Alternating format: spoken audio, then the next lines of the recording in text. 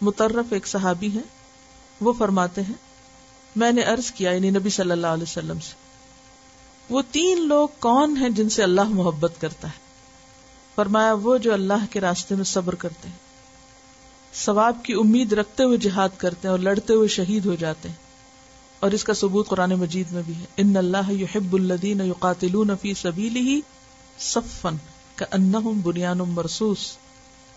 تو اللہ کے راستے میں صبر کرنا ایک ہو گیا، اور دوسرا ثواب کی امید رکھتے ہوئے جان دینا، اور تیسرے جس کا پڑوسی بد اخلاق ہو. اور پڑوسی میں بعض اوقات ساتھ کا ہمسایہ نہیں، گھر کا کوئی فرد بھی ہو سکتا ہے، کیونکہ بعض اوقات پڑوسی تو بہت اچھے ہوتے ہیں لیکن گھر میں ہی رہنے والا کوئی بہن بھائی اتنی مصیبت بن جاتا ہے یا کوئی اور کہ انسان تکلیف سے نکل ہی نہیں پاتا.